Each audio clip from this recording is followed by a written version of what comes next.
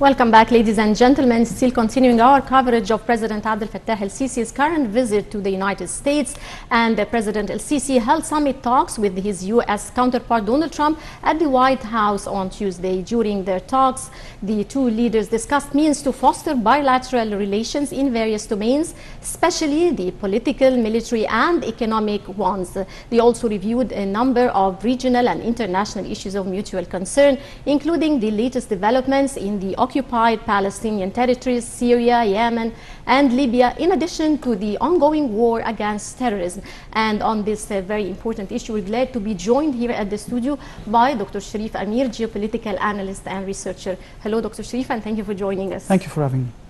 Dr. Cherif, the summit talks has just been concluded a while ago between U.S. President Donald Trump and President Abdel Fattah el-Sisi. How do you see the significance of these talks, especially that we are in a very crucial time? High on the agenda was the Palestinian issue, Syria, Yemen, Libya, also the war on terrorism. So how do you see the significance of these talks? Well, it's obvious to all of us that all the regional powers in the Middle East now are building up their diplomacy and their strategies. Let's not forget, before this meeting, there was a meeting yesterday between the Turkish President Erdogan and his counterpart of Russia, President Vladimir Putin. And now this is the meeting between President Abdel Fattah el-Sisi and his counterpart Donald Trump of the United States. It's obvious that there is turmoil, the region is in a turmoil right now. Let's not forget that President el-Sisi highlighted from the beginning Egypt's principles in this ongoing situation: the sovereignty of Syria, the equal peace and just peace between the Israelis and the Palestinians, the war against terrorism, meaning uprooting all the funding and all the support given by some states to the terrorist groups in this region, and of course finding a permanent solution for the ongoing crisis in Libya. I think that President el-Sisi, when he met with Jared Kushner, the advisor of President Trump for the Israeli-Palestinian conflict, they discussed the most crucial debate that is going on now, especially that Israel now is having its vote. It will be in 2 hours about the next prime minister, and probably it will be Benjamin Netanyahu elected. We'll see the results. So I think that the Americans are trying to consolidate the relations with their strategic partners in this region, which is Egypt. The time is crucial, as you said. There will be tough decisions. We have seen that the United States took 2 major decisions lately, and of course Egypt is concerned with whatever decision in this region. Definitely. The first decision was the Golan Heights, when President Trump decided that it will be under the sovereignty of the State of Israel. And the last decision was 24 hours ago, where the U.S. State Department declared that the Iranian Revolutionary Guard is considered officially by the United States of America as a terrorist group. And Iran replied by it will be considering all the U.S. troops as enemies in this region and as terrorist groups. So I think that there is huge tension that is gaining more and more fuel between the two countries. Egypt is very clear about that. We are fighting terrorism, and in all that we have in the consideration that the security of our brothers in the Gulf states is very important for us. It's a red line. President Sisi said it numerous times from his first day in office, and I think we share the same vision with our partners in the United States about it. Right. Speaking to reporters, President Sisi said the two countries' ties had witnessed a big leap in various domains during the recent years. And for his part, President Donald Trump noted that Cairo and Washington had realized strident steps in their war against terrorism. Your take on that? It's clear to everyone that Egypt took the burden of fighting terrorism in this region, and we have made several sacrifices until today. In northern Sinai, there was a terrorist attack against our forces there.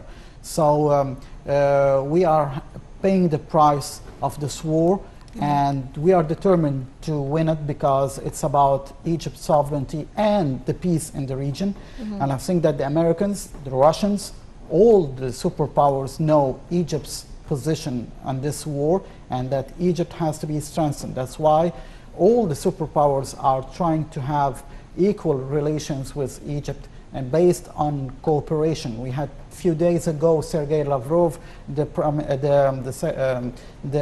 foreign minister of Russia, who visited President Sisi in Cairo, and they had an important meeting. So this is also in the same plan that is taking place in the Middle East. Let's not forget that there is a new change in the American strategy in the Middle East, which is Turkey now. Turkey is losing its confidence in the Americans.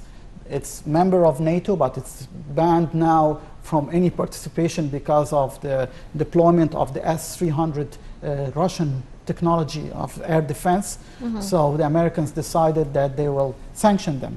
So I think that the problem for the Americans is they have to have a reliable, strong, and just a partner who has a clear word and does not exercise any blackmail. And this is in the person of President Abdel Fattah al-Sisi, who showed from the first day in office till now that although there were this media campaign against Egypt, he showed the United States, he showed Russia, he showed all the superpowers that Egypt has a clear stance about the sovereignty, its sovereignty of Egypt and the sovereignty of the Arab countries, and also that we are working in parallel with all that in combating terrorism at finding a peaceful solution for the conflicts, whether in Libya or the Israeli-Arab conflict. Right. Dr. Cherif, in addition to the warm welcome of the Egyptian expatriates in the United States, many officials such as Republican Congressman Jeff Fortenberry also welcomed the visit. Fortenberry said the wisdom of el-Sisi as president has succeeded in resetting the course of the two countries' relations. Your take on that? Well, we have witnessed during the administration of Barack Obama how the United States made, unfortunately, some bad analysis about Egypt's integrity. They didn't want to listen that Egyptians wanted to have a new type of democracy, and when we had the revolution of June 30th, we were clear that we are aiming to have a new chapter in our political history.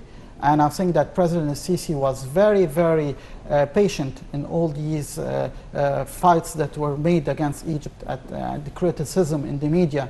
And that's why there is this bond between President Sisi and President Trump, because President Trump in September 2016, before he became president, when he was a candidate, he asked to meet President Sisi in Washington. And when they met, he was very clear that we had to work together, that Egypt and the United States has no option but to work together.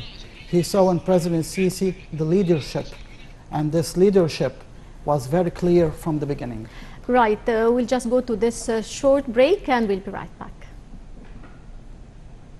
Short break and we'll be right back.